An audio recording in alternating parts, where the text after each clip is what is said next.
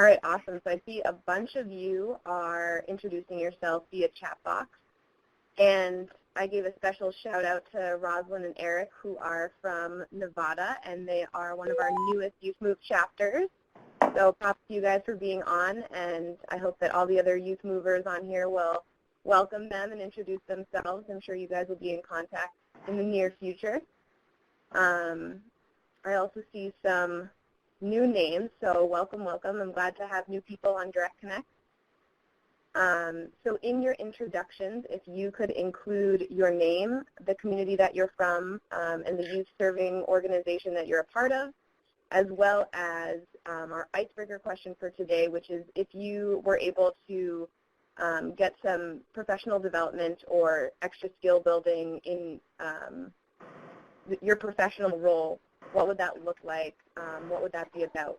And for an example, I would say that I'm really, really unfamiliar with data collection and evaluation. So for me, I think that I would like to know more about how to evaluate data and why data is important and what it can be used for. So that's what I would use my $1,000 for professional development on, and I'm curious about what you all think. So like I said, continue using the chat box if you're comfortable with that, or you can use the phone line, but making sure to mute yourself if you're not speaking. Hey, Hannah, this is Raph. What are the new chapters? We have Cherokee Nation, Nevada PEP, which is now Youth M.O.V.E. Nevada, which is really exciting. And we have, oh my gosh, you put me on the spot, Raph. I'm forgetting our third one now. But I will I will get back to you on that. I have to look it up now. That's awesome. Yeah, we're always excited to have new people, new chapters joining the family. Oh, Amanda, thank you for reminding me. That's right, Youth M.O.V.E. Central Virginia. So we have kind of a local Virginia chapter and a statewide Virginia chapter. Thank you, Amanda. No problem. Amanda, I might have to chat with you. Okay. We're here in D.C.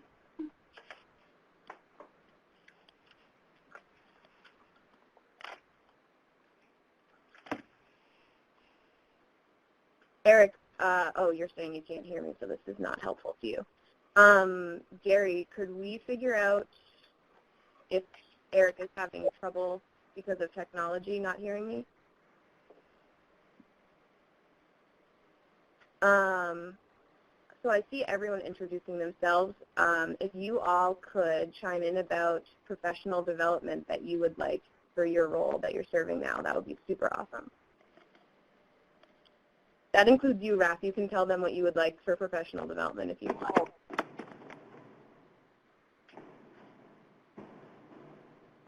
Now you put me on the spot. My professional development is way more than $1,000, so. You can. The sky's the limit. You can go over. All right. I need to finish my MBA.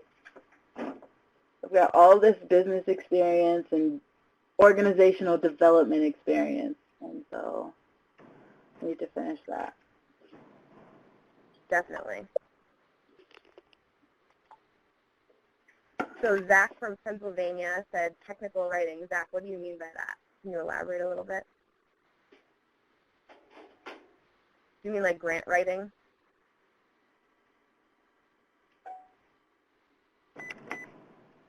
Yeah, I could totally use professional development around that too. I hear you there for sure.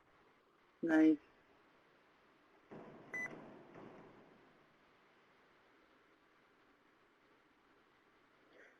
Hey Zach, have you tried to write a grant before? Or has anyone on the line actually tried to write a grant before? A long time ago. Okay. Corey, Zach, and I were just on a phone call, and we were talking about Youth M.O.V.E. PA doing some grant writing. And I was telling them that I had experience only on a couple of phone calls with you, Raph, and Youth M.O.V.E. chapters or youth leads about grant writing. And that I would have to see if we had any good resources for them because I don't have any personal experience with it either. But it's definitely a skill that's transferable to any job or any profession really that you're in. So, sure, important one. For sure. Corey, hit me up. Yep, if you're looking for some, I mean, basically what Hannah's referring to is, I can't remember which chapters, it was a couple of chapters, we pretty much just walked through the application, right, and just really thought through what the request was and answered all the basic questions, the who, what, where, why, when, and how. And so having someone on the other end of that to ask those questions, I mean, I know the folks that I've worked with have found it to be helpful. And maybe we can create some sort of resource guide out of that, you know. And I was telling them, Raph, actually, I remember being on the phone with you and Justine from Youth M.O.V.E. Broward, and you were talking about answering questions in a language that appeals to the audience that you're writing the grant for. And it's interesting because Corey and Zach were talking to us about whether or not they should be using the term transition age youth. Based on the grant that they're applying for. And so I basically told them what a great way to get into a conversation with their group about the importance of language, especially in grant writing or just in writing in general. And so though it felt like kind of a not straightforward or not direct answer, I thought of you in that moment. I was like, yeah, that's totally a Raph thing, making sure that your language is appealing to your audience is totally crucial, and they're definitely in the thick of it right now. So, but it's awesome because I know that a lot of people don't give much thought to that, and so the fact that they were bringing that up was a really good sign. Yeah, I'll tell you, when we were working on the Robert Woods Johnson, the foundation application for the Rockstar Awards, I mean, the hardest part about that was speaking speaking a language that another audience would understand. And so really just look at their websites and what other projects they funded and how to convey youth development, youth move, youth driven, and how does that convey, and I think that it was health disparities. I felt like a translator. It was some of the most difficult writing, writing from a youth move, a really strength-based, positive perspective to explaining health disparities and how it impacts young people. Yeah, absolutely. And that was another point that you brought up on the call with Justine that I remember, is that even though a lot of times we try to be strength-based in this field, it's hard to write a grant to appeal for money if we're being strength-based in our language, because then people don't see it as a need, or people don't take the critical importance of the populations that we're working with seriously if we're talking about them in a strength-based way. So it's kind of complicated. It's definitely deeper than it seems. Yeah. I remember talking with Johanna, at least, when I first started really kind of diving into grant writing and development, I mean, I felt kind of like a sellout. I've got to talk about how negative the situation is when I really think so positively about it. And so certainly for me was a shift to communicate to another audience. Yeah, absolutely. So I see a lot of people chiming in saying that public speaking is something that they would love for professional development, and I definitely hear that. And Corey, professional budget management, yes. That is huge and something that I think everyone could brush up on, even if they're pretty fluent in it. Oh, for sure. Yeah, those were some of my toughest lessons learned being a young, executive director and trying to follow the funding, right? Where was my money going? And trying to really get a handle on administering my budget. That was tough. And then having some, a young director having all these, much older accountants around me and not really understanding what they were talking about. That was a tough lesson. I ended up in some situations where, I had an accountant or even at a grant just writing checks. And I'm like, wait a minute. Hold on. You're just writing checks. We need to do some checks and balances here. So yeah, I definitely agree. Is there anyone on the phone that wants to chime in?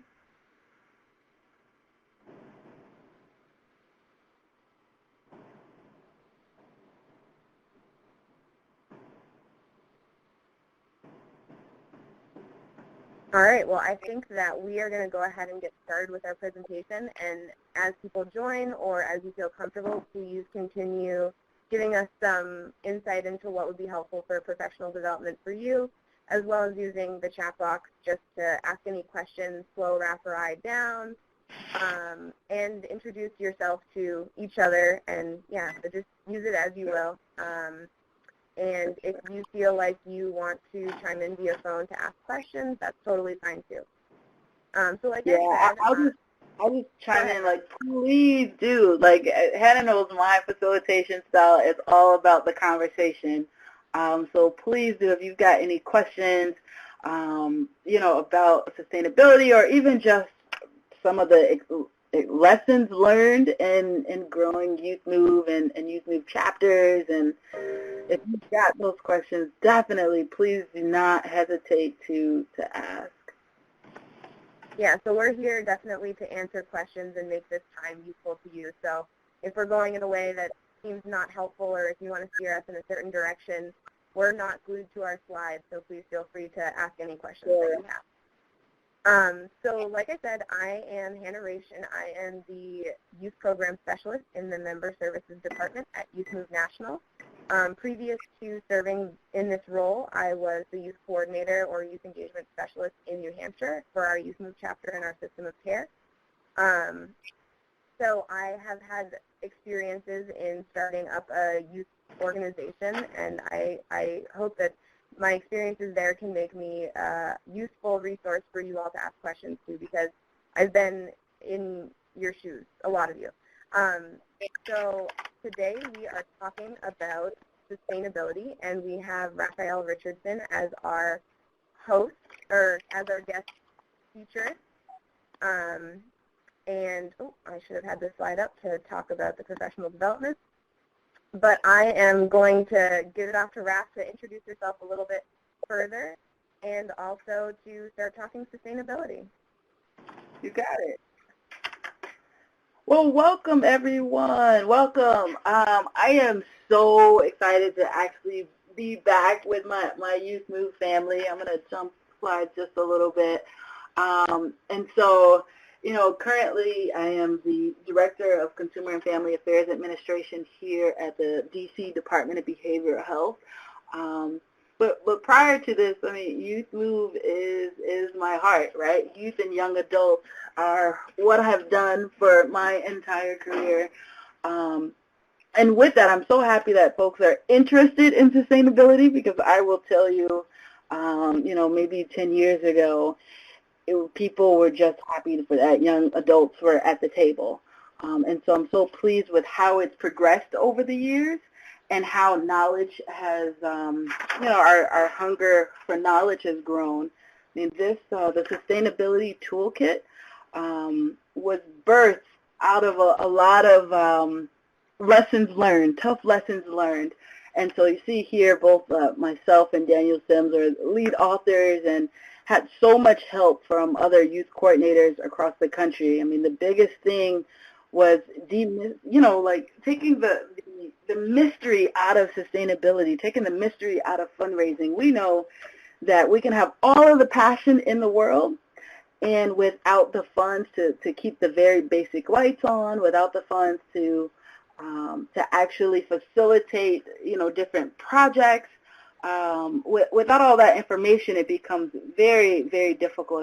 For me, sustainability is tied right into the evaluation that Hannah mentioned earlier. It's tied into the different methods of securing funding. It's tied into what we talked about a little bit earlier with the professional development. It's tied into all of that. And so we look at sustainability.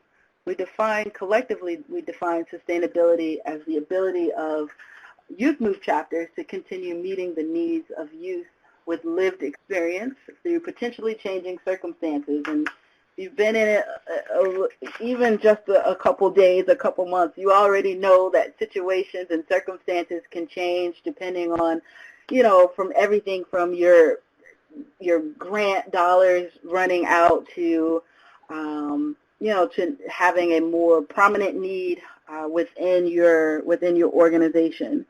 And so, so think of it, right now we're focused on Youth M.O.V.E. chapters, but I really want you to be able to take the information and really apply it to however you see fit. I'm not sure, like our audience, I don't know if we have any beginning questions to see if we've, who our audience is, whether we've got young adults in the room, whether we've got the support of adults or allies.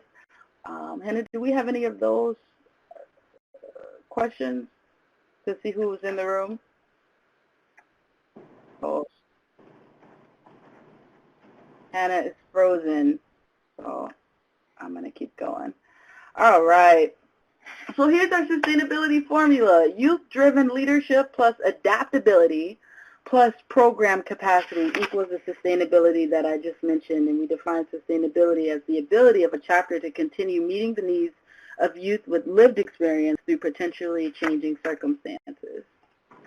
All right, so what do we mean when we say youth-driven leadership? Well, youth-driven leadership, as you can see here on the screen, is described as a passionate youth, advocates for youth and supportive adults who are really interested or really involved in making the decisions. One of the things I want to point out is just kind of in my observation and growth in the field is there's this misconception that youth-driven leadership means that it's only young adults at the table, right? So the idea here is that those that are part of the leadership team have the same mission, are clear on what the mission and the vision is and what the hopes for the organization. I would also encourage folks, just as an additional resource, to check out Hart's Ladder of Youth Engagement to see where, as an organization or as a chapter, where you fall on the Hart's Ladder of Youth Engagement. I see Mary Kay is in the room. Can you guys put your, what your roles are in the community in the chat box so that we kind of know who's in the room, whether you're a young adult or whether you're, like I said, a supportive ally or you're advocating, you're in a youth coordinator role. This will really help, in terms of the material, because we could take sustainability in any direction we want to take it in, but we really need to make sure that we're answering very specific questions for those that are with us today.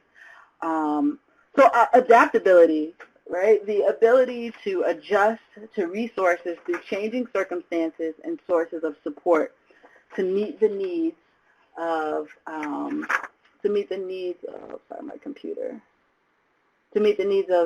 chapters, right? And so when we look at adaptability, what really stands out here is creative problem solving. The ability to take whatever the situation is, we know that dealing with young adults, the situation could change at any given time, whether that's funding or whether that's meeting space, right? Having to get really creative and thinking about how to actually facilitate meetings.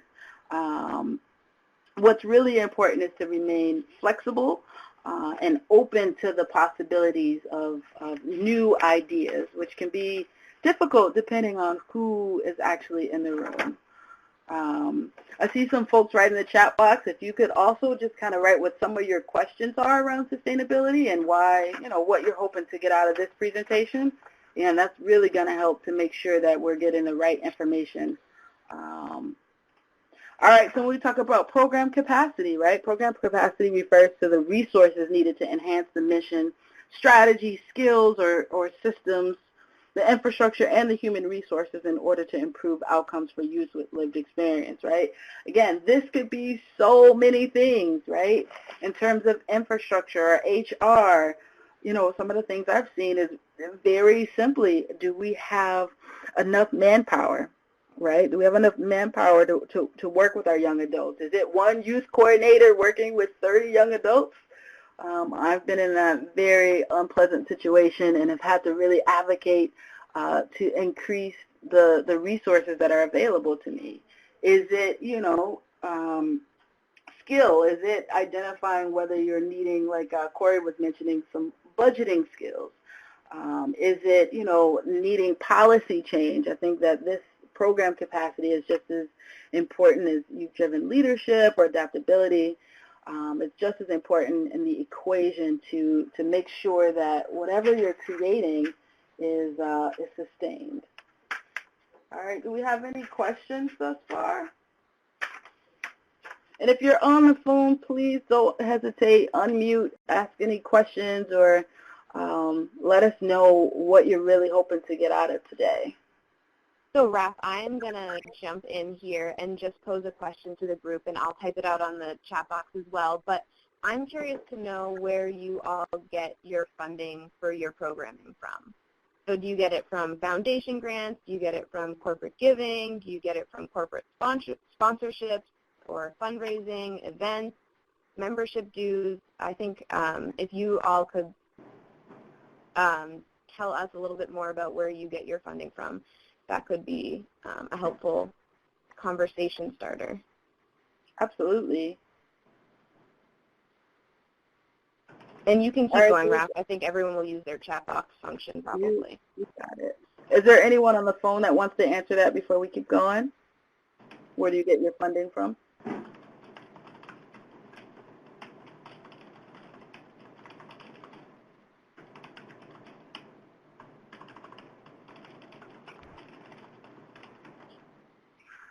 All right, we've got a couple people typing. All right. So thus far, it seems like there's no questions in terms of youth-driven leadership, adaptability, program capacity, or sustainability.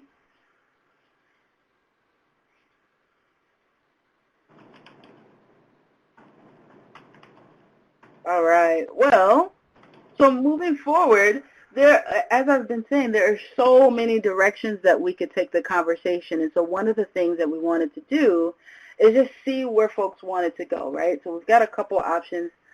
We've got learning a little bit more about chapter growth and maturity, the nonprofit life cycle. We could also talk about establishing partnerships.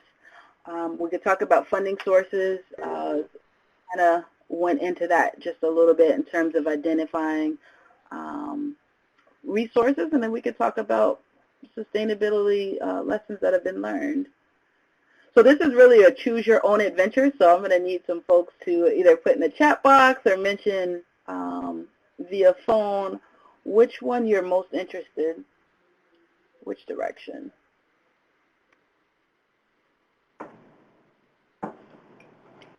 Hannah, are you still connected to the computer? I am. Awesome.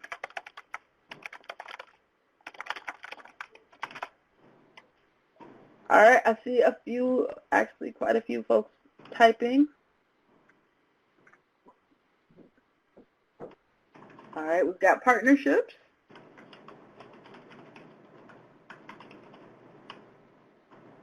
All right, partnership.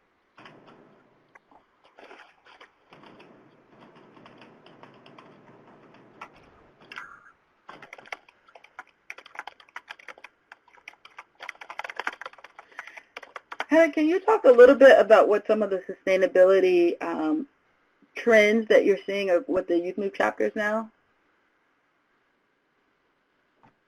Yeah, I mean, I can speak to the fact that we're seeing trends in Youth M.O.V.E. chapters trying to become more independent and trying to become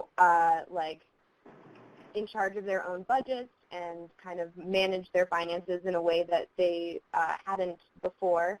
And we also have a couple of different Youth M.O.V.E. chapters at this point that are their own 501c3 nonprofits. And I think that a lot of our Youth M.O.V.E. chapter contacts have been getting in touch with the Youth M.O.V.E. team about how to go about doing that and what the steps look like to becoming more independent. And I think it's important to note that definitely a process and not just a jump that can be made. But I think that I'm noticing many more chapters becoming interested in that, whereas, even a year or two ago, people were still trying to get their bearings in their roles as youth coordinators, and more so trying to establish themselves and develop their chapters or develop their programs further instead of seeking that type of independence. Okay. All right, so I'm seeing quite a few, kind of a mixture, so I'm going to go into, just given what you said, go into the nonprofit life cycle. This was tremendously, just understanding growth and maturity was so helpful for me, just understanding what in the world was happening, whether it was, my experience with Youth M.O.V.E. National, just trying to understand and write the 501c3 for that, whether it was just understanding how to work and with a working board. If you're not aware, so part of my role at Youth M.O.V.E. National was as a board member and writing the 501c3 charter, and also writing the grants and doing the fundraising for the organization. And for all of those who are saying, hey, yeah, I want to do some technical writing, I want to understand budgeting, my advice really to you is to go for it, is to do the research. Do not be afraid of what you do not know. Just pick up a book, ask someone who has already gone through it, and really forge ahead. That people ask me all the time, well, Raph, how did you know how to do that? How did you know how to write that grant? Or how did you know how to put that fundraising campaign together? A lot of it I didn't know. Right? And so it was really a desire, if you have a desire to sustain what's going on in your, with your chapter or your youth group, again, I can't stress enough to go for it, do the research. Youth M.O.V.E. knows that I'm always available, and I know that Youth M.O.V.E. has a lot of resources on staff right now to support and answering some of those questions, or at least pointing in the right direction. So when it came time for us to write this toolkit, there's so many phases that we go through as an organization, and I thought it was so important to, again, demystify what is actually happening to my chapter, right? What's happening? Why does my board feel, why is the board tired? And so after quite a bit of research, we came up with this, the chapter growth and maturity, and it has 6 different phases to it, or stages. So the first stage is imagine and engage. And in this, it's really a visionary stage. It's where, someone has heard of a Youth M.O.V.E. or have no idea what a Youth M.O.V.E. is, but they're excited about the potential of whatever that Youth M.O.V.E. thing is, or they've seen a chapter at maybe another conference, or they've heard about it, and they're so excited about the possibilities in their community. And in this stage, you begin, like the name suggests, you begin to imagine, and you get inspiration about the potential, about what the group could actually accomplish. And so the primary questions in this stage are how we can get things done, and where do we fit as Youth Voice? Where does Youth Voice fit into the organization? What are some of the other chapters doing?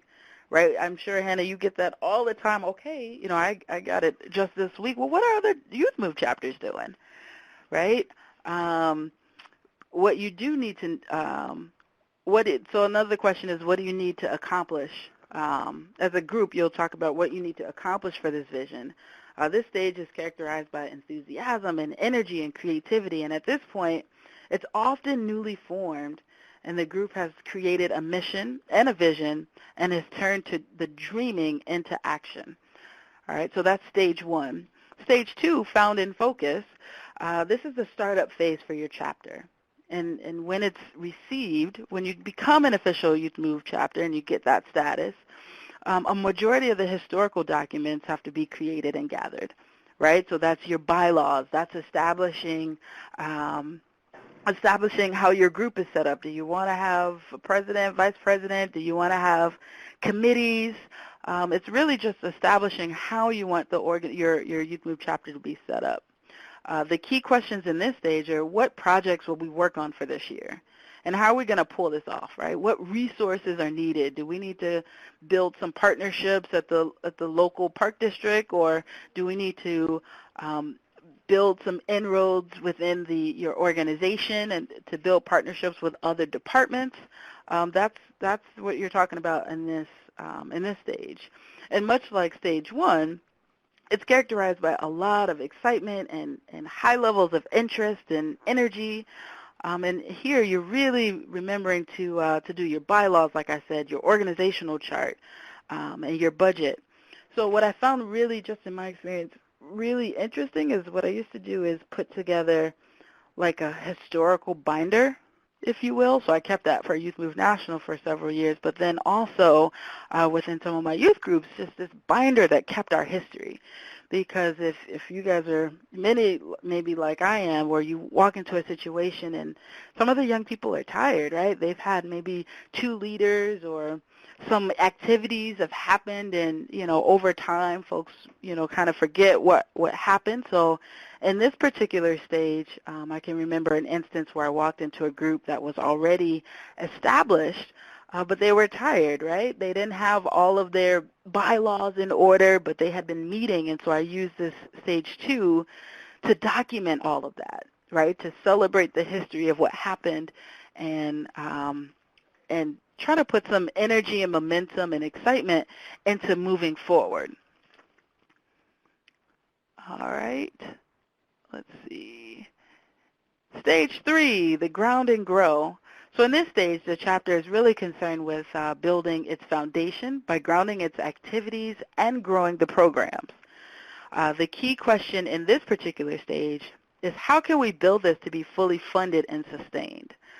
Programs in this stage are focused on establishing systems of accountability, but the need for growth on multiple fronts may be overwhelming to those leading the chapter.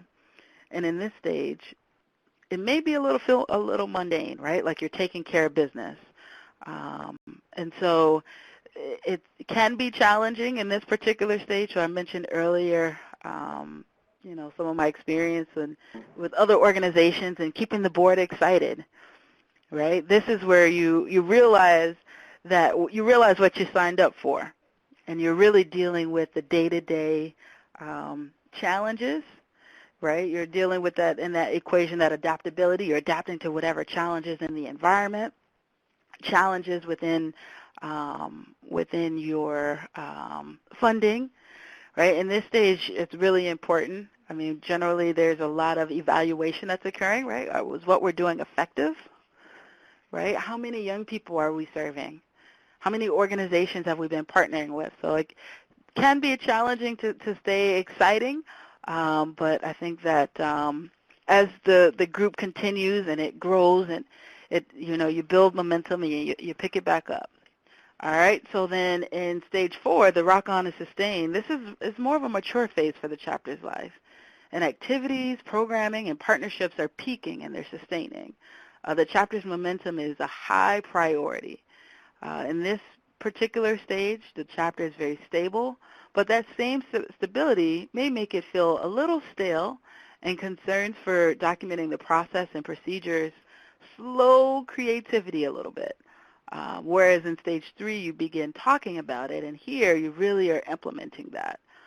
Stage 4 can be a productive place, although it feels a little like you're working on automatic pilot, right? This, you may have established your relationships, and so you're going to maybe the same speaking engagements all the time, or the same community outreach all the time. And so here, your staff and your youth leaders are doing their work effectively and trying their best to really be kind of excited about it. Let's see. Do we have any questions thus far? Raph, I have a question to pose for you and for everybody else that's joining us. You got it. If you could talk a little bit more about partnerships, and my question, I guess, to pose to everyone else is, who do you have as your core group of partners that are helping to forward your mission and vision of your organization or your youth group, and which of those partnerships is the most important partnership to helping you accomplish your goals? And Raph, if you I don't know if I'm jumping the gun a little bit here, but if you want to speak to like your experiences in how partnerships do help forward the mission and vision, and how outreaching within the community to get more partners can be a really big asset or benefit for any organization, I think that might be helpful. Oh, heck yeah. I mean, it's definitely, I don't know if anybody wants to jump in, but partnerships, I don't know, I get energy from working on projects and get energy from working with people. And so partnerships, I don't know, in my just success and in career, there's no way that I would have made it where I am without partnering with folks. I mean, there's nothing for me more exciting than meeting another individual and finding out that we both have similar goals or similar vision for a particular population, in this instance for young adults, and figuring out how we can work together to work smarter and to use each other's resources for a greater impact, whether that's an impact or numbers or an impact in quality of services. I would say just one of the biggest partners that I have seen, just in my own, I've seen some Youth M.O.V.E. chapters, and in my own experience has been like the faith-based community. Oftentimes folks forget about the faith-based community, whether that's a church or a synagogue or a mosque or a temple. Folks forget about it because in this instance, a lot of times I was working within the kind of government or a grant or system of care. And so folks didn't really mention it, but that's where I found so much help. I found volunteers when we talk about program capacity. I found transportation because they were able to actually, had access to vans and cars.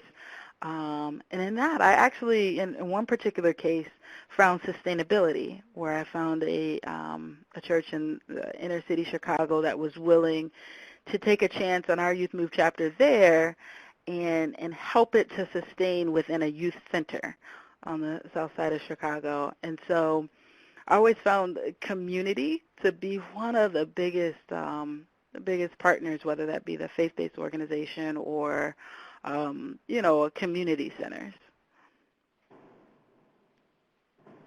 I think another really great thing that I've found with partnership, just in terms of the Youth M.O.V.E. national team, is that you don't have to be a content expert on everything, because the wider you cast your net and the more you build your network and really work on sustaining those partnerships and growing those partnerships, the more people have your mission and vision in mind, and the more people are apt to, reach out to you and volunteer resources, whether that be, financial resources or their time or, raffle items that you can use for a fundraiser or an event. Yep. Or whether it's just content knowledge and expertise that you can, you can learn some professional development skills from, or they come in and do a training for your youth group. So I think that partnerships are often overlooked because it's not the easiest, because it's not just like a one and done. Like, you can't just like reach out to one person and get all of your needs met in that one conversation. So it's definitely challenging, and it's something that's an ongoing process, but it's so, so important. And like you were saying, Raph, like being able to leverage all of the resources from all of your partners in your community can just be hugely, hugely helpful in sustaining your own organization. Hey, Hannah, you know where I found some of the greatest resources in partnership is within the system of care model. So I've worked in system of care in the Chicago system, within Illinois and Memphis, and then all of Tennessee, right? So I've worked in those two constructs, right? And one of the biggest, most helpful resources is that the grant mandated that there was some sort of community table. Like in Chicago, it was called the Metropolitan Interagency Council, the MIC, right? And some other instances, it was just the care coordination meeting or the collaboration meeting, right? And so those grants really mandated some oversight. And as a member, as a youth coordinator or a youth director, depending on where I was, I found I found a platform in that room. And so I made sure, as I got comfortable with, with youth programming and got comfortable sharing the message and the mission of what we were trying to do, I used that as a platform to make sure that I was heard, right? To make sure folks knew what young adults were needing, to make sure that they knew what they were saying. In some instances, it was really actually pretty difficult, Hannah, because I got some people that quite frankly didn't care what young adults were saying. And so one of the things I did was created a little newsletter to make sure that if I wasn't an agenda item, that it was on paper and that people had something to take away. I mean, I always was of the mind that, we're getting these funding to support youth. Surely we can listen to their voices. And so I kept finding ways to really make sure that the voices of young people were heard. And I found it so helpful. So then when I started doing huge festivals in Chicago, right, partnering with schools, then I had people to turn around and to help me. As people understood more and more what I was doing, they say, hey, Raph, I heard you working on this project. You let me know if you need anything. Right? And so I was able to I used that space to build like this sense of urgency for young people that we had to do something. Yeah, I think that's really great, and I think, so I know that Amanda Long from Virginia and a couple of her board members hosted our chapter chat in November, and they were talking about fundraising, which isn't necessarily a way to sustain an entire youth organization. And they were talking about it particularly in relation to the NAMI Walk in Virginia and having their own team and fundraising for that. But I think that they had some really unique strategies in terms of reaching out to their community. And I think a lot of our chapter chats really we end up talking about how community partnerships are leveraged, whether it's through a church in the local area, whether it's through the community service that the youth movers are doing, and then, getting connections while they're there with like some other person who's volunteering, but is also involved in an organization that's interested in helping them to further their own mission and vision. So I think that partnerships are so important. And so I'm just going to chime in and read from the chat box here. And Corey from Pennsylvania, from Youth of Pennsylvania, says that as a statewide initiative, they've partnered with youth orgs throughout their state, System of Care grants, Office of Mental Health and Substance Abuse Services, local youth orgs, youth speakers bureaus. And Amanda from Virginia says she's partnered with an organization that works with foster care youth to expand their chapter. And Eric from Nevada says that he's partnered with Nevada's Parent Training and Information Center, which is a statewide family network. So those are all really great partnerships. And I mean, Raph, do you have any advice with all of the experience that you've had, like where to start in your communities for reaching out beyond those System of Care partners and beyond the organizations that have kind of already opened their arms to you and are helping you? So before I get to that, so the question is where outside of System of Care? Is that the question? Yeah. Where can I find partnerships outside of System? Okay. Yeah. So before I get to that, I thought of something, and it reminded me of I can't remember who it was, but said, wanted to know more about budget administration, administering their budget. So one of the things that I find so valuable in partnerships, and this kind of relates to both partnerships and budgeting and grant writing, is that oftentimes we don't quantify our partnerships. And oftentimes, like if we're working on a project and we've got 2 volunteers that come in for a project that bring food, well, we don't count that towards our budget, right, as being in-kind, like an in-kind donation. And so one of the things that, whenever I'm working on a project, especially if I'm working with my church or helping out a community-based organization, is that I include all of that in-kind. Like oftentimes we don't put it in there. We just put the hard costs. I put those soft costs in my budget as well, right? Because if I want to go out and write a grant, I still have to, even though I didn't pay for food this time, I still have to include food into the price, right? I still have to build that in. And so Hannah, you talked about youth groups wanting to be, chapters being a 501c3. Well, in that process, you better know that application is asking for what your budget is. I think it's over the next 4 or 5 years, right? And it's really hard to do that going from, or not hard, right, but just from what I've heard from youth chapters, is say, hey, Raph, how do I even, they're asking me for a budget. How do I even put a budget together? I mean, they give us $10,000 a year that we could spend however we want, but that's not actually your cost, right? When you factor in, looking at your budget as you're looking to do your own 501c3 or do your own, or just even write in a grant, right? You've got to factor in your personnel costs. You have to factor in, just like I said, your in-kind. Do you have a space? Right? You may not be paying for that space right now, but that space costs money, and that should all go into your overall, either whether it's a project or a program budget. And so I just wanted to mention that because we can, for some of these partnerships, we definitely can put some numbers behind it, right? So if you've got a partner that's coming in and they're training, but they're not charging you for that, well, that still can be, especially when you're writing for grants or going for contracts, you still can put that in because that is a real cost. Does that make sense, Anna? Yeah. All right, cool. All right, so I just thought of that. So what was my bad, what was the question? No worries. Just if we could chat about how to, where to start when you're looking for partnerships in your community that are beyond the system of care partnerships and where to start. Well, let's see. I think there's a slide for that. But where to start is for sure identifying what you need.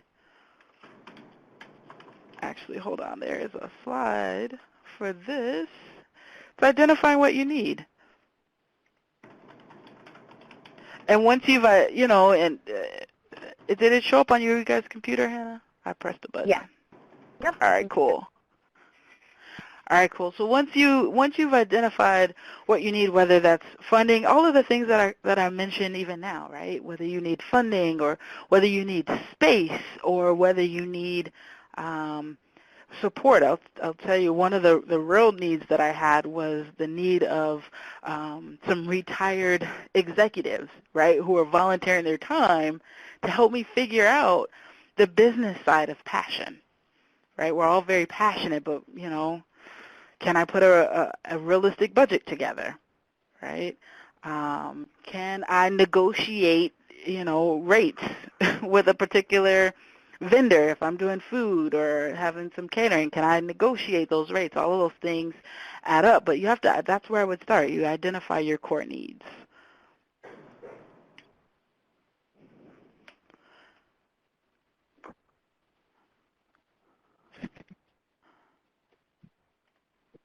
Does anybody Any have questions? Oh, sorry. Does anybody have some examples of ways that they've reached out and formed partnerships? I think it might be helpful for all of us to kind of learn from everyone else's experiences. I know that some of you had put in the chat box some of the partners that you have. Eric was talking about partnering with the Nevada's Parent Training and Information Center. Yeah, and I think that's something that was brought to everyone's attention on the chapter chat in November that we had when Youth M.O.V.E. Virginia was talking about fundraising, is that it's okay to also reach out to your personal networks and your individual networks and see if they have any resources that they can offer. Like, you don't need to ask for a whole bunch of money or anything like that, but seeing if, somebody in your family knows how to create a budget and, maintain a budget and read a budget, or if somebody has experience with public speaking and has, a really great recommendation for training, or if they can get, a discounted rate on, something that you need. So I think you're spot on, Raph. Identifying what your organization needs is, completely, the first step and so important because otherwise you're not really going to know where to go and how to leverage the resources that you might not even really know exists within your individual or collaborative network. Absolutely. I mean, food is like a really easy, because most times when young people are meeting, it's like, hey, can we have some food, right? And so one of the things, I knew a couple, I had a couple of young people that worked at like fast food restaurants, so then they would go talk to their managers, right, to see, hey, do you have any gift cards?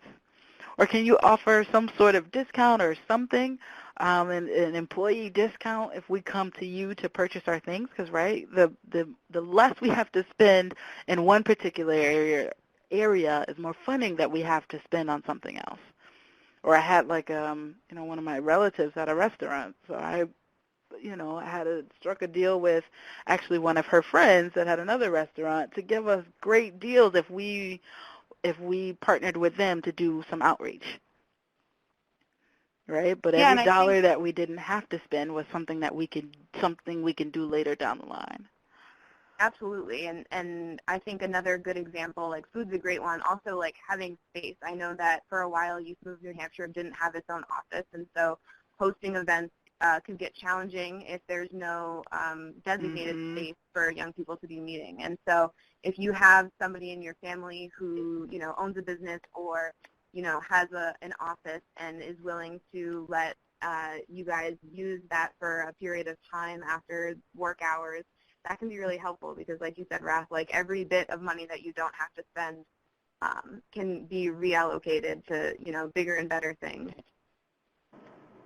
Yeah, and I think it's transferable. So I'm thinking, like, I use this even now in my current position, right, where I'm monitoring what we spend and what goes out of my office's budget, because I'm like, every dollar that we don't spend is something that we can do creative in another space, right? And so even as a Youth Move, with my Youth Move hat, one of the things that we did was we bartered, right? And so if you need training and I can provide training and you have a space, let's hook I'm like, let's hook that up. I will do your training, right? I'll come out and facilitate a youth guided training. All right, cool. I've met your needs. Now I have a very real need, right? So how do we work together to create a win-win situation? Yes, Enrique. I know a guy.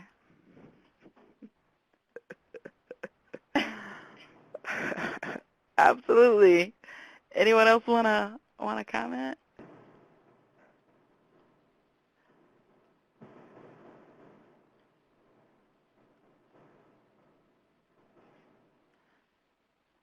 All right, I'm gonna go to the next slide here. Building partnerships. So even as you're building partnerships, starting with the end in mind, what does your youth-driven leadership team hope to achieve and aim to connect the purpose and youth activities to the mission and vision of the goals of your partner? Yeah, those were tough lessons that I had to learn, because very, very early on, Hannah, it would be just, this is my particular need.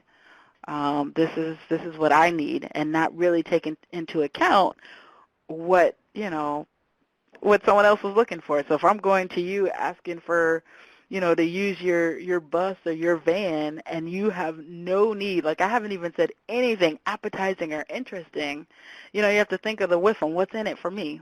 What's in it for the other individual that you're in relationship with or communicating with?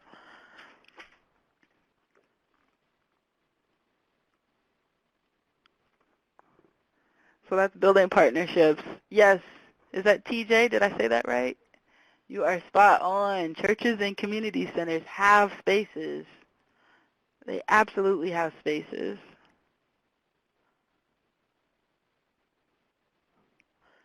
All right, let's talk about maintaining those partnerships. So it's just as important. And Hannah, you kind of mentioned it earlier that it's sometimes, when it's partnerships, it's not necessarily a one and done, right? We did this one event. Thanks for giving me some gift cards, and then that's it. Well, no, you've got to maintain those relationships and those partnerships. I mean, the better that you take care of those partnerships, I think the better the outcome, right? And more beneficial it becomes to both parties that are involved. Raph, what would you say how do you maintain them? Like, what is an example of, Sure. like, how do you make it mutually beneficial, I guess? Sure. So a couple things come to my mind. Two things. One is coming to mind of how I personally maintain partnerships, and then an example now, what's coming to mind is I'm working on a project here in D.C. to bring peers to the community. I'm talking to a group that understands peer support. Great. So that's to bring peers into the community. And so we're engaging all of these organizations and businesses and, faith-based organizations. And, one of the things that I was really thinking about is, geez, we're reaching out to all of these folks to come to this event. I have to have a way to maintain those relationships, right? Because I want to have really good, solid relationships. So if I have a young person come to my door, I can pick up the phone and do a soft handoff to this person at this particular agency, and they're going to take care of my young person just as well as I would, right? And so one of the things that I did was I started a community roundtable. I was like, okay, cool. Like, now we've got a space, a community roundtable. Now we've got a monthly meeting so that folks can come to the table. I can see everybody at one time without trying to talk to 40 people every single day, or without my staff having to talk to 40 people every single day, but bring them together in one particular space where we talk about the projects that's happening in their organizations and the projects that, that I'm doing or that are potentially coming. I really created a space for a dialogue so that at all times in this space, the partners that are at the table feel like they're valued and that they're getting something out of it. So that's like real time what I'm working on now. So when you said that, my own personal way of maintaining relationships is, I don't know, I like people. So I send plenty of text messages like, hey, what's going on? How you doing? Just checking on you. I love sending like snail mail cards. Hey, what's going on? Just thinking about you. I love to put folks on my listserv to say, hey, I've got, a community resource. I love to connect resources, right? So maybe there's an opportunity that comes across my desk that's not a good fit, but I know of someone who would benefit from that. Love making those connections.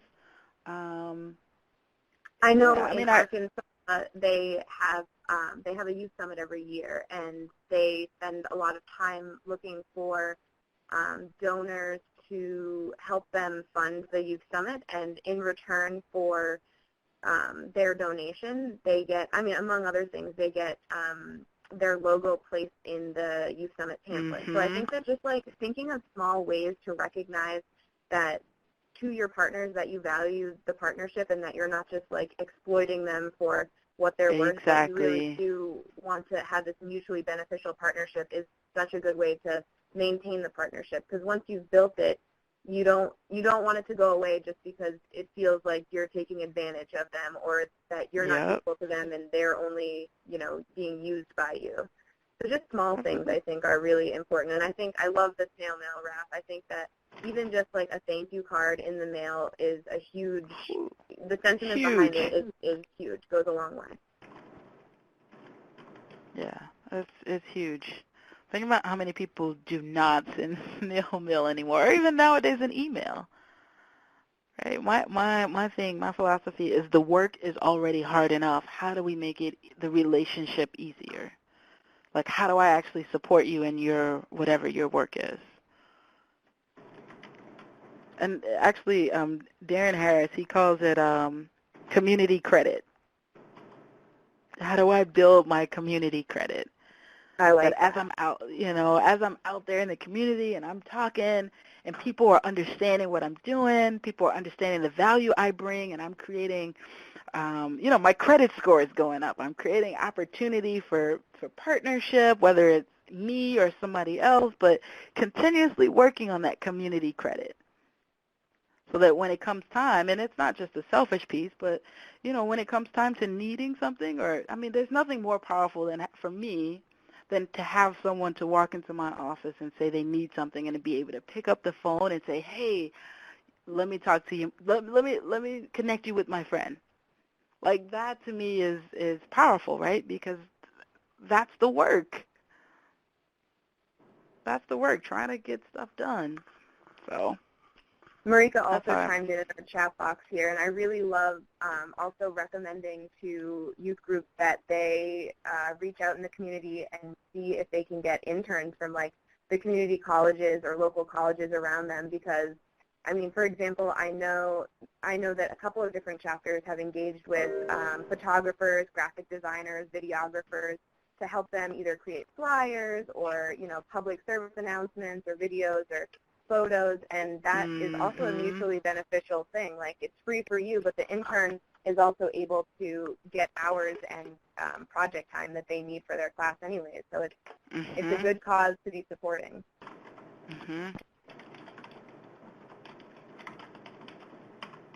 Absolutely, it's mutually beneficial.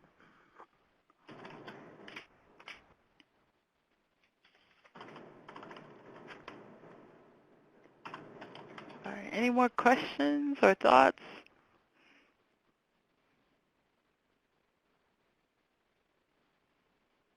I'm curious as to where folks are in their chapter journey, if that makes sense.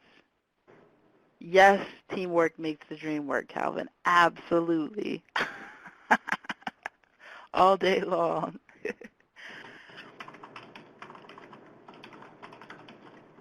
But yeah, I'm curious where folks are on their chapter, within their chapter.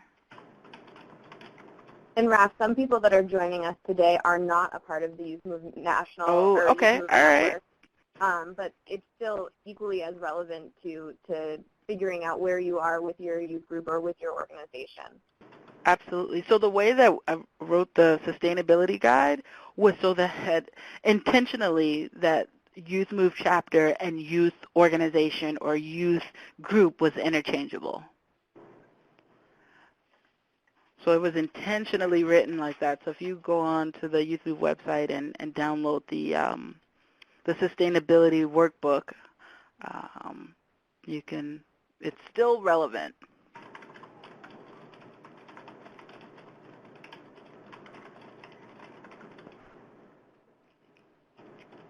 All right, so the question on the table is even still, okay, so where's your youth group or your youth chapter or your youth move chapter or your organization? I think where it is will determine what partnerships you're looking for or even what funding sources. I mean, you may not be in a position to, oh, that's always fun, right? When you need funding, but you're not in a position to actually raise the money. That's always fun. So it's just curious where folks are in their journey. We're stage 2 right now.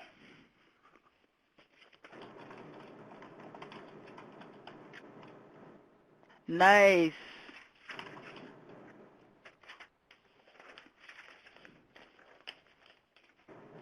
Very good. We've got Eric that's in stage 2. We've got TJ that's Pasadena's in the beginning, planning recruitment stages of forming our first youth advisory council. And we've got Amanda that's between 3 and 4, but mostly 3.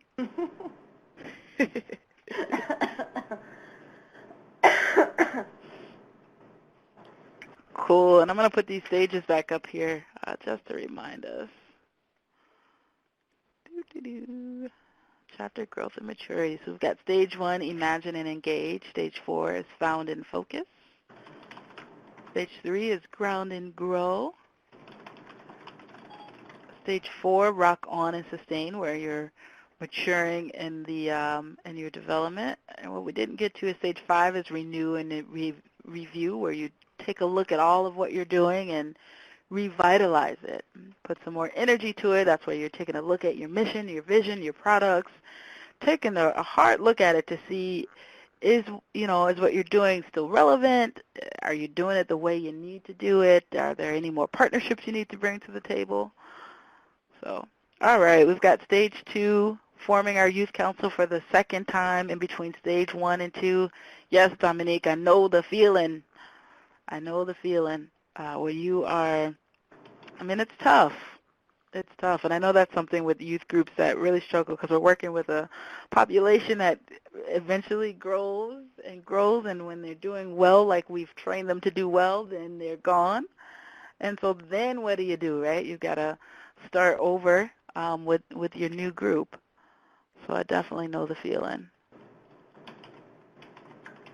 So we've got a lot of stage 2s and stage 3s. So how can this group support you?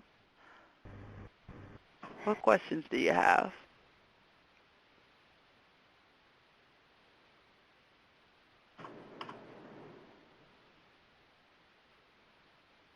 So we got a couple folks writing in the box. Beginning stages of forming a youth advisory council in Wisconsin. All right, Kayla. Calvin, yes, I'm.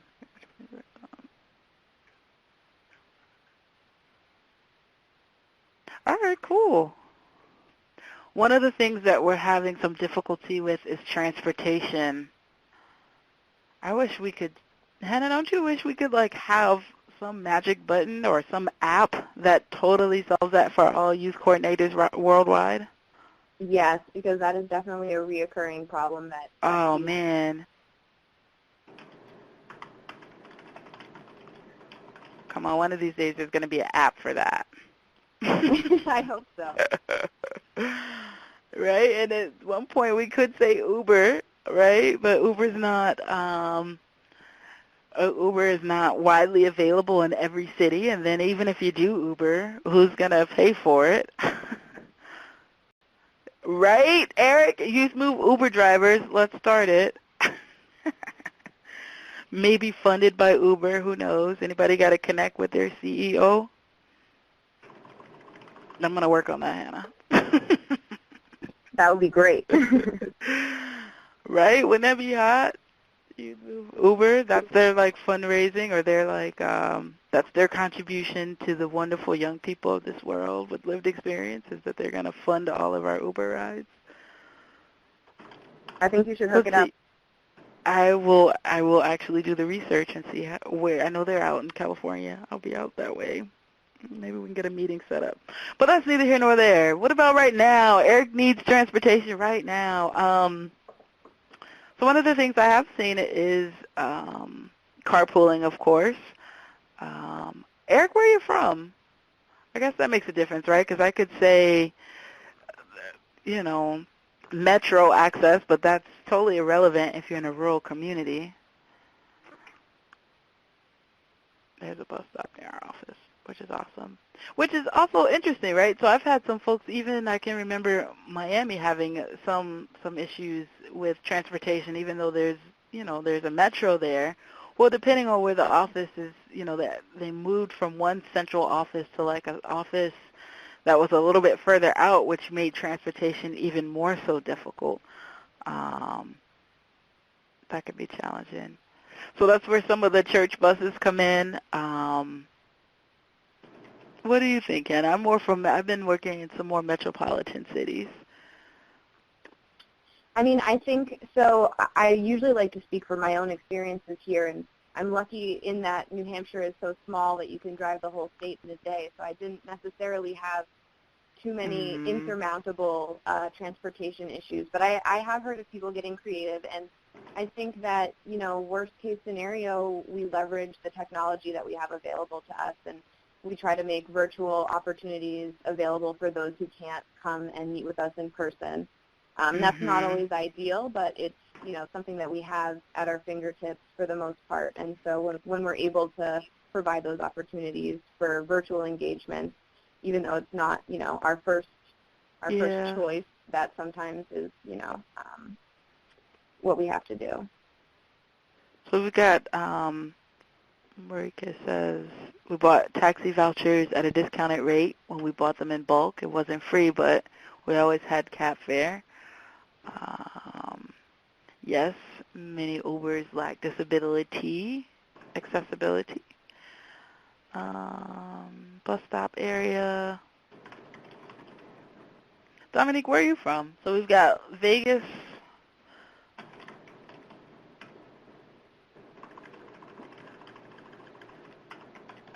Any other thoughts? I mean, the biggest things I've seen is like carpooling. I mean, but which is really difficult depending on, right, what state you're from, right? And I know some of the mid-Atlantic states, right, they're not very large, but you've got to drive through mountains to get to the other side, right, which lengthens the journey. So I know one of the things that that I did in a couple areas is I created cells, like group cells. And I would go to the like northwest region of the city and then go to the southwest region of the city. And it was like, it meant that I had to run around a lot. But transportation was a huge barrier, even in Chicago, right? Because then you've got to get bus fare and you've got to coordinate all that stuff. And so I would have it like in different neighborhoods and build up the build up that one particular group in that neighborhood. And then a couple times a year would try to bring everybody and their families together. Yeah, I think that's a really good point, Raph. I think being flexible in your role and being able to meet people physically, like where they're at, but then also trying to create other opportunities, even if they're less frequent, for everybody to meet as a group together, even if that means that, you're leveraging your partnership so that you can afford taxi vouchers or so that you can, be able to hire the Youth M.O.V.E. Uber drivers. Yeah. In one place. Yeah, that was tough. Yeah, and I think it's, it's from community to community or state to state, you have a lot of different challenges transportation-wise. Another question that was asked that I think is like really, really an important one that we see a lot of Youth M.O.V.E. chapters and just youth groups dealing with is, Amanda Long brought up anticipating challenges in terms of maintaining like the youth group identity within the context of community partnerships, which I think is really interesting. Yeah, so tell us more. So tell us more about that, Amanda. I don't know if you're in a position to, if you're on the phone or Yeah. if you're, oh, there you are. Can you hear me? Yeah. Okay, I just picked up the phone. So what I mean by that is we've, like Hannah said at the beginning, we, our youth group that's been meeting here in Richmond just was approved to become a local chapter. And so the challenge, I think, that I have experienced that I anticipate it continuing is issues around, and I've mentioned this to Hannah before as well, but like when there's lots of organizations involved, because we partner with UMFS, which is United Methodist Family Services, and then we also sort of partner with our local affiliate, NAMI Central Virginia. So my question is like around like the issue of co-branding, like do they take our logo, which says, I mean, we're a little unique because it says Youth M.O.V.E. Virginia Program of NAMI Virginia, or do they come up with their own? And then, is it obvious that the state chapter is like, how do we, I don't know, I just have a lot of questions. Like, I want people to know where, like, the hub is, but I also want the individual, like the local chapters, to have their own identity, because, I mean, UMFS should get some credit, but I just don't know how to work around that. Yeah. The first thought that comes to mind are what are the roles of everybody involved? And you might not want to talk, I don't know how comfortable you are with just kind of sharing your situation, but just that's the first thing that comes to mind is what's the role of folks at the table? So I've passed, I mean, our local affiliate, their main role is just to kind of like refer people to the group. They don't really, I mean, they advertise it on their website and in their materials, but other than that, they don't really have much, that much of a hand in it. UMFS is, they're going to be the ones, I mean, that's where the youth group meets now, and it's the same youth group that I facilitated, although it's very much evolved. A couple years ago, I facilitated a youth group here, and then we moved it to UMFS. So now it's it looks a lot different. There's a big group of treatment foster care youth, and so my role really is just I'm kind of trying to build some leadership, and I'm letting there's 2 facilitators that are 2 young adults that are facilitating that took our last youth leadership training. So I'm trying to kind of hand it off to them. So their role is really just obviously facilitating, and then, if anybody calls, one of the girls, it's her name on the flyer. So if anyone calls, she's the one that's kind of screening the people and referring them, making sure they get all the paperwork. It just gets confusing because the other facilitator is employed by UMFS, and she works for another program which is specifically focused on engaging foster care alumni. So there's quite a bit of overlap. And I know, at the end of the day, I guess it doesn't really matter because we're all kind of trying to do the same thing. But in terms of, branding and, not confusing people in the community, I'm just kind of weary about what that's going to look like. And the final goal, the end goal is to, transition power away from the girl who currently works at UMFS. And she's already in a role, but we just kind of started with her because that's, she already had the skills and the experience. So it's interesting. Yeah, I know it's a complicated and loaded question. So, I mean, a couple things came to mind, right? The first thing that came to mind is an experience that I had where you've got, you're really just in my situation, was really just a program trying to be independent and work towards 501c3. And so we've had all these partners and agencies involved, and it was just, people were employed all over the place. Funding was coming from from just different pots of money, and it made it difficult to follow.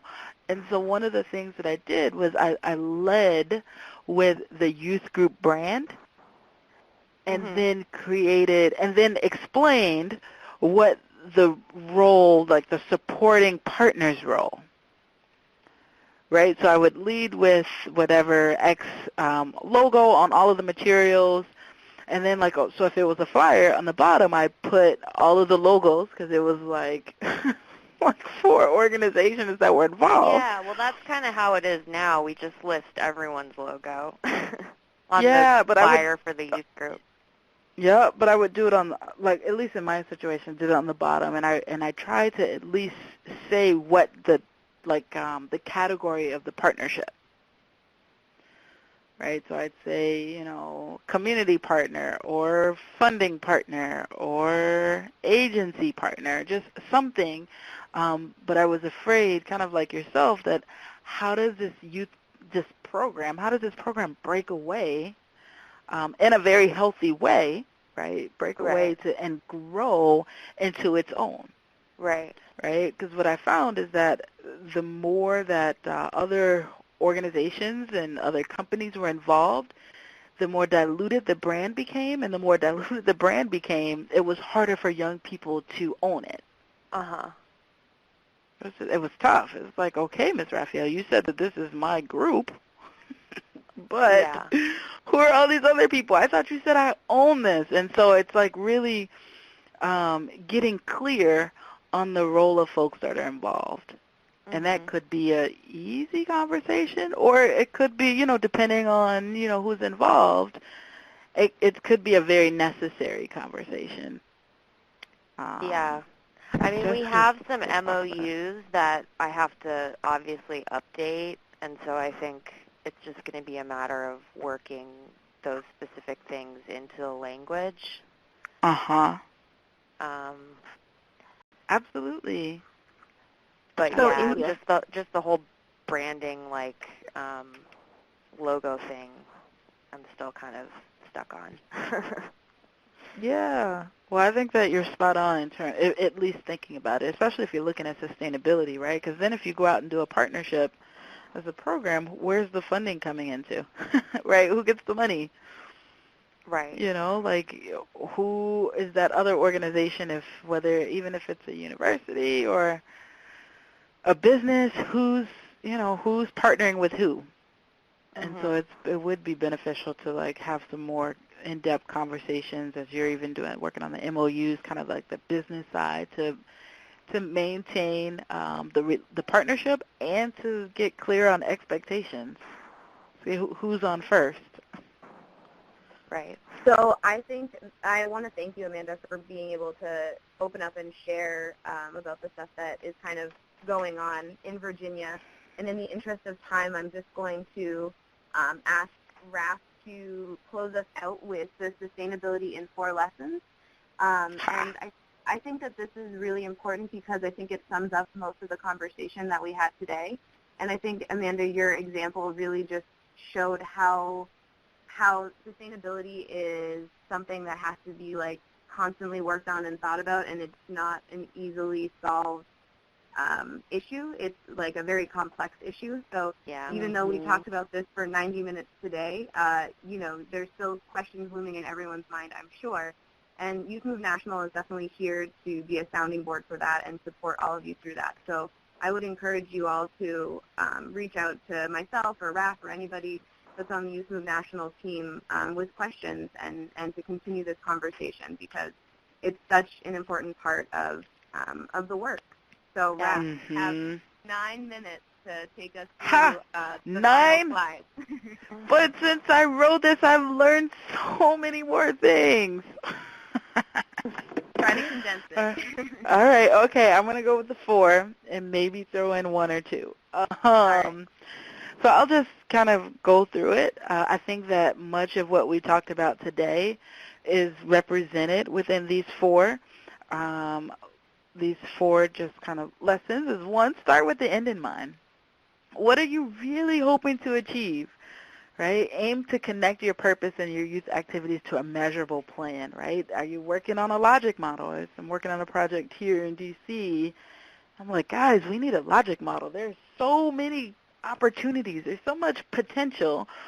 But I found that you can get weighed down with all of the potential, right? You become so overwhelmed with all of the potential that I've been in situations where I'm immobile, where I can't really move because I don't know which direction to move in.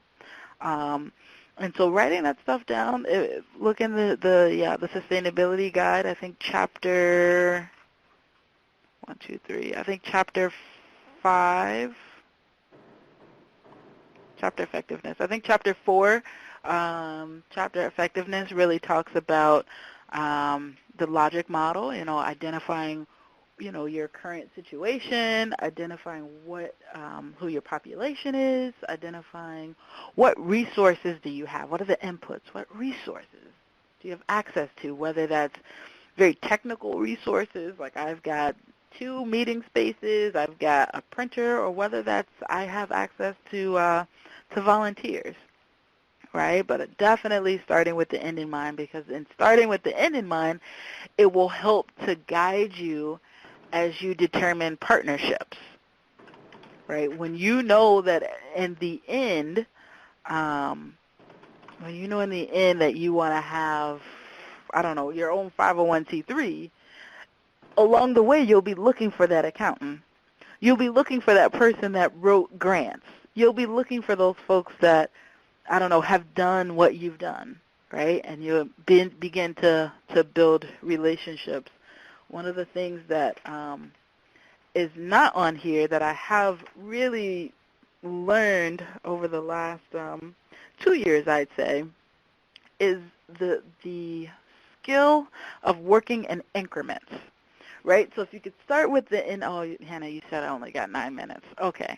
But when you could start with the end in mind, and sometimes you give everything all at one time. Most times folks are not in a position to receive grand ideas all at one time.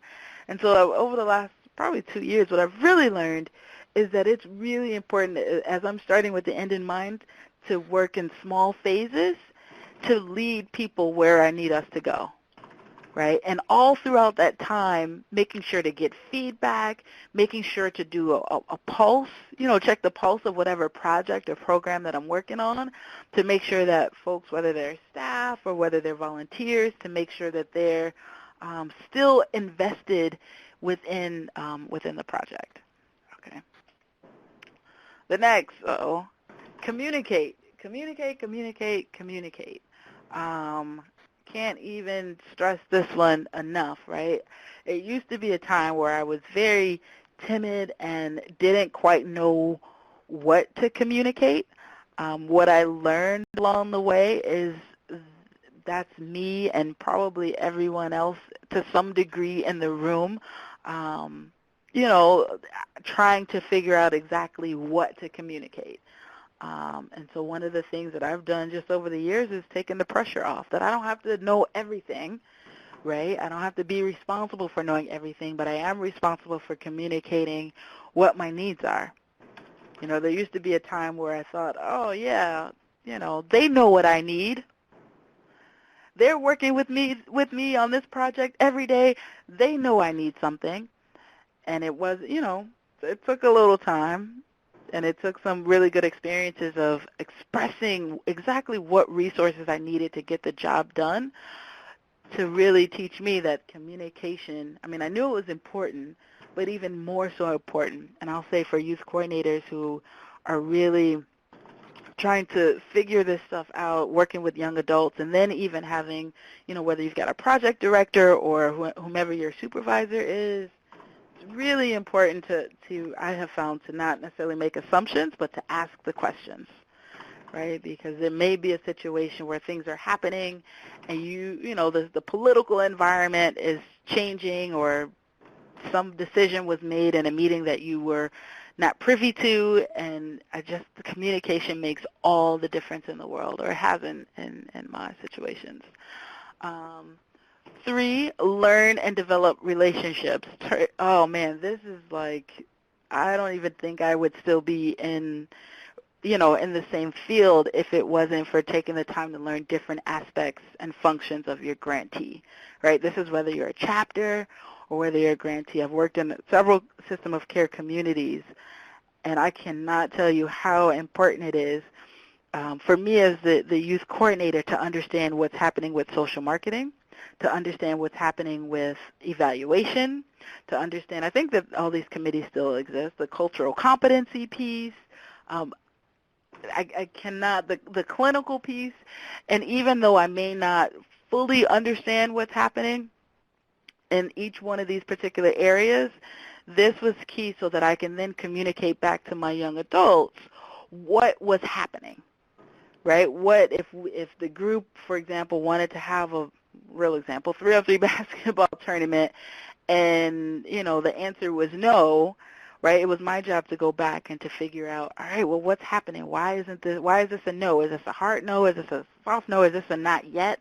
But I have to have the hunger and the drive to learn a little bit more. It's that same hunger and drive that caused me to want to learn how to write the 501c, write the grants, understand the budget, so that there's someone with some business experience that can help and train young adults to sustain their own projects. The other one, build rapport. I think I've talked a lot about this with building relationships. I am of the mindset that, sometimes you only get one first impression. Or even in the field is so small. The work may seem huge, but the field, and especially in the system of care and the grant world, it's rather small, right? And so for me, it was really important to me to kind of protect my own reputation. Really important that I was seeking out relationships, within the community or within other grant communities to understand what their situation was within their whether they were a project director or whether they were evaluator. It didn't matter, but just really building relationships outside. I mean, that's the energy of, like on this phone, the energy of understanding that you are not alone was enough to really energize me and to stay in it some, I don't know how many years later, 10, 12, 13, whatever years later.